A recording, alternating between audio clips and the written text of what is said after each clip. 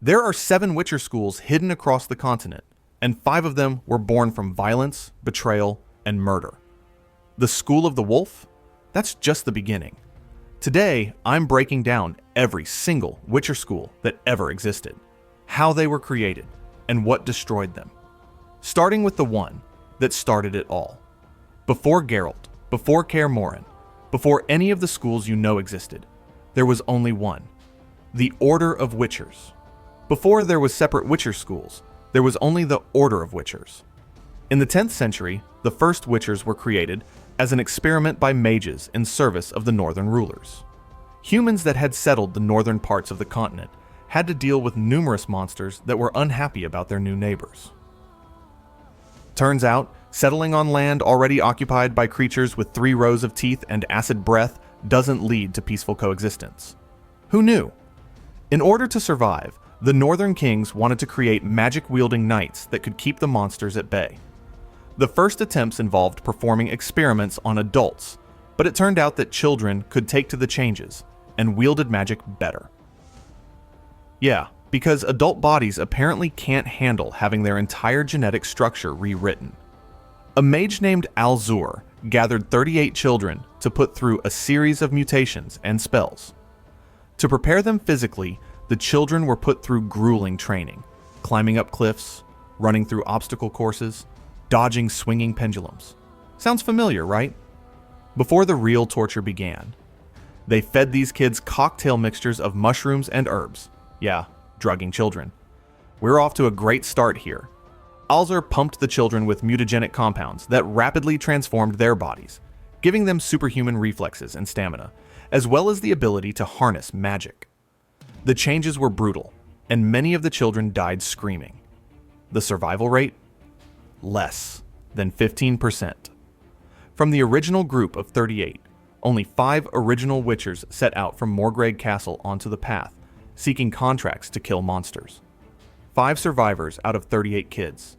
That's the foundation of the Witcher schools, built on the corpses of children who didn't make it through the mutations.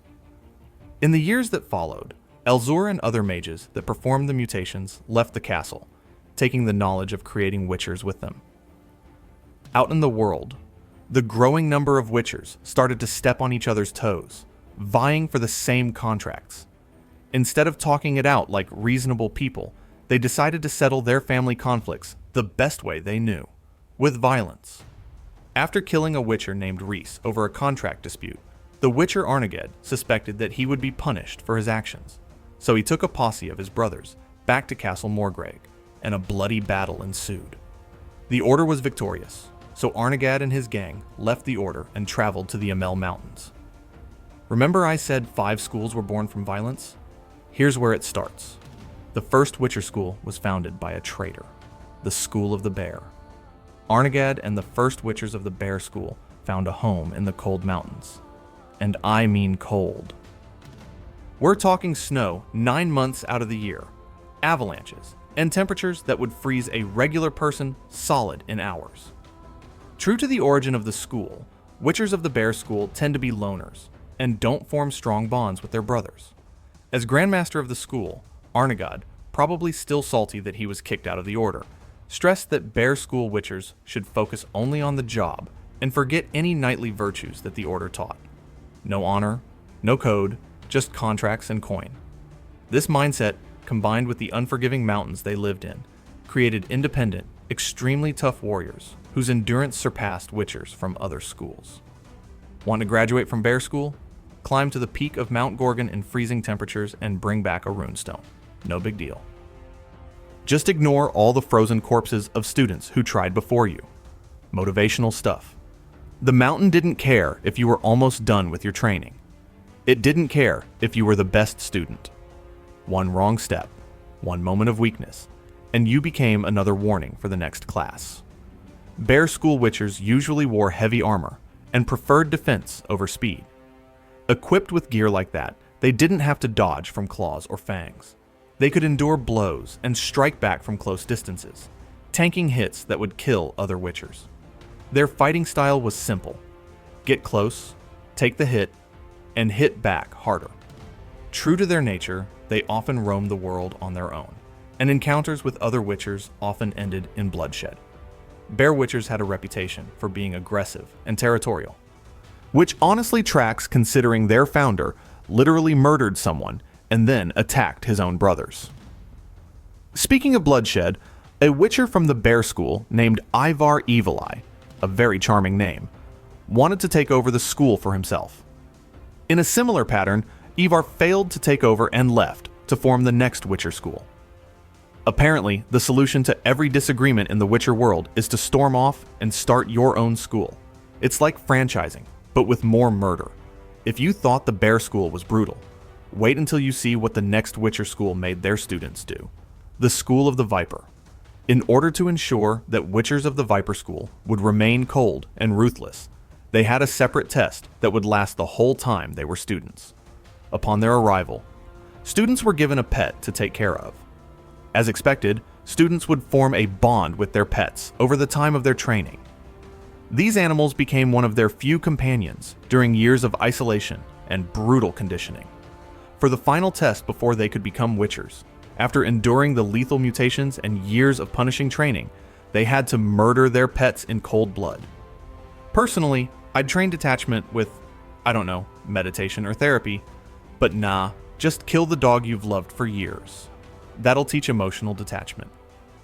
This school was unhinged, but these extreme measures allowed Vipers to remain neutral, no matter the contract, whether they were fighting terrifying monsters or like Letho of Gullet, who had to kill kings. When you've already killed the one thing you loved most, killing a stranger becomes just another job. All of this training was actually for a secret motivation that nobody outside the school knew about. Ivar Evil Eye wasn't completely evil after all. He wanted to destroy the Wild Hunt. Based on prophetic dreams, he knew that the Wild Hunt would destroy the world at some point, and wanted to train assassins that could travel the world, gain influence, and pick up as much information as possible on the hunt. The entire school was built as a centuries-long intelligence operation against an interdimensional threat. Impressive, but concerning. Unfortunately, their involvement in the assassinations of kings and nobles led to their downfall, as the school was absorbed by Nilfgaard and used as the Empire's personal death squad. The Vipers had a secret mission, but let's save the Wild Hunt for another video, or Witcher game. We need to talk about the school that broke off from the Vipers, the School of the Manticore. At the same time that Ivar Evil Eye left to form his school, he was joined by a Witcher named Iwan. The group was headed into the Tyr Tochair Mountains to find a home for their new school, but somewhere along the frozen path, Iwan got cold feet and realized he didn't share the same worldview as Ivar. Maybe he didn't care for killing humans, maybe he thought the whole kill your pet thing was too far, or maybe he just didn't want to spend his life hunting Ghost Riders in the sky. Probably the Ghost Riders.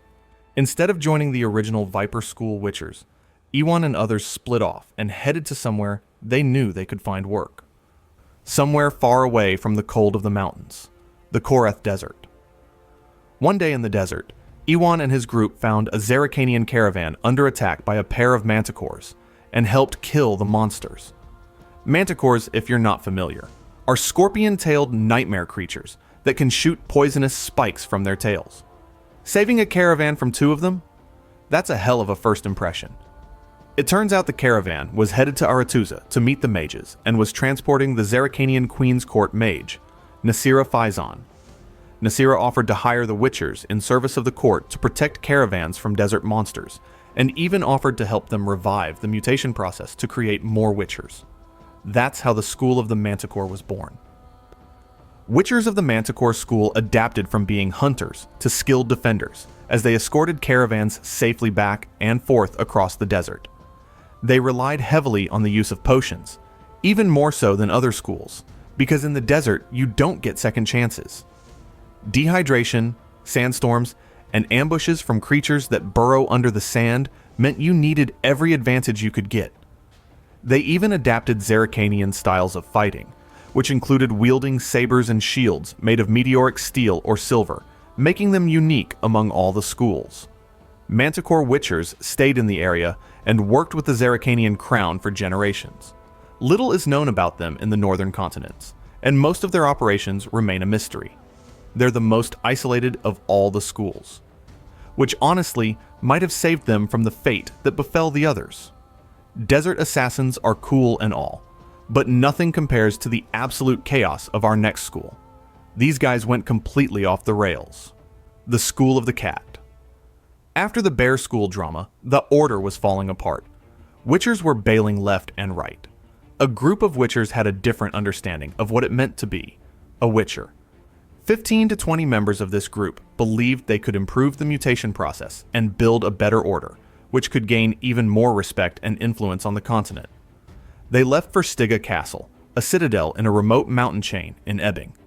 The School of the Cat was formed not just to be a training facility, but also to be a major player in local politics. They said, forget neutrality, and started taking contracts to spy on nobles, assassinate targets, and basically do whatever paid well. Witcher mercenaries. Wild concept. To be effective killers, Cat students trained to become fast, precise, and agile. Their gear was designed to maximize flexibility so they could deal deadly critical hits, speed, and precision over raw power. Cat students would develop extreme balancing skills by walking on a tightrope blindfolded. Over their years of training, the tightrope would get higher and higher, with their final test being so high that failure would mean falling to their deaths. Walking a tightrope blindfolded sounds hard. Walking one blindfolded 200 feet in the air where failure means you die? That's just showing off at that point. The Cat School's success in forming their own order didn't last forever. Turns out pumping kids full of experimental mutagens to make them even more emotionless is a recipe for disaster. Who could have seen that coming? Cat School Witchers became known to be deranged and exceptionally cruel amongst their counterparts. They had a reputation for taking contracts other Witchers wouldn't touch, and not because they were too dangerous, but because they were too morally questionable. They also had no issues associating with elves, and often supported the Aenseda in their conflicts, further destroying their reputation among humans. One Witcher named Gezras, angry at being subject to especially cruel and often surgical tests to improve the mutation process, led a group of Cat School Witchers to attack their former school, slaughtering their former leaders in their sleep. The irony of assassins being assassinated wasn't lost on anyone. The surviving Witchers, led by Gezras, moved north and took in outcasts and other rejected mutants from other schools. They formed the Dine Marv Caravan and rejected a single home base entirely. New Witchers from the Cat School were mutated and trained on the road, giving them a cruel and jaded outlook on life as wanderers. They adopted fighting styles from their travels and trained in cities as they roamed the land, looking for new contracts to kill. The original goals to form a new Witcher order were abandoned by the new Cats, who had no code and no sworn neutrality. They fought alongside elves in race wars and even fought against other Witcher schools, making them outcasts in the Witcher world. If you saw a Cat School medallion, you knew that Witcher was dangerous, unpredictable, and probably willing to do things other Witchers wouldn't. If the Cats are the renegades of the Witcher world, the Griffins are the opposite. And somehow, that made them even more doomed. The School of the Griffin.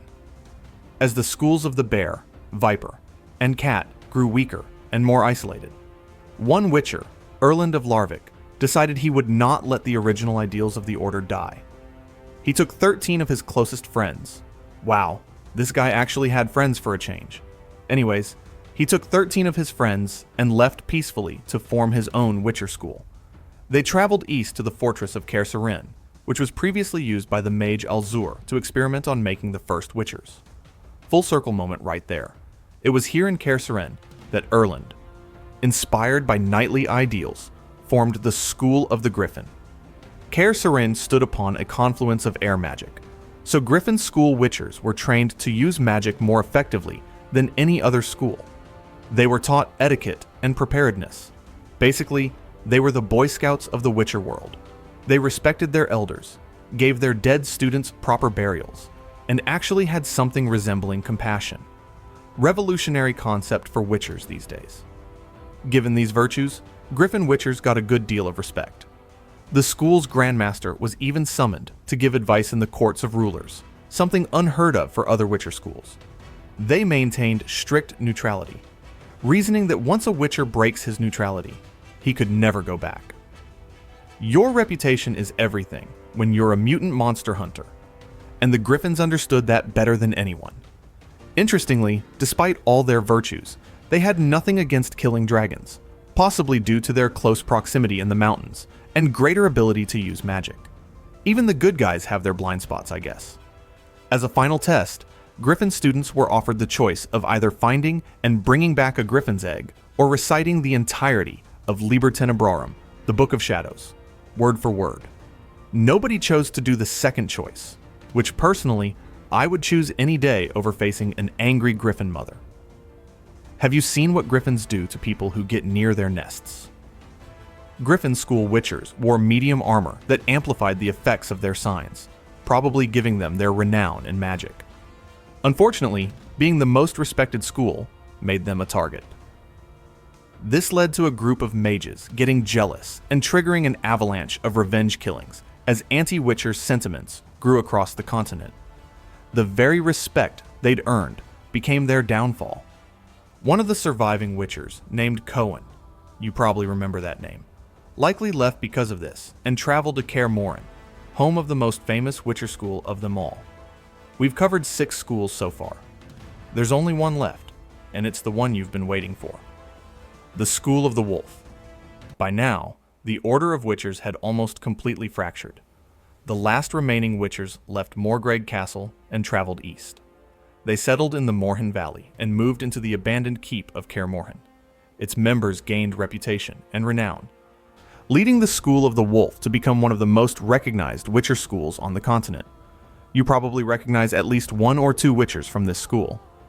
If you don't, I don't know how you got this far into the video without being very confused. Witchers of the Wolf School were fierce warriors, tough but also skillful and graceful in battle. They balanced strength with agility, defense with offense. They were loyal and, like their namesake, developed strong bonds with their brothers.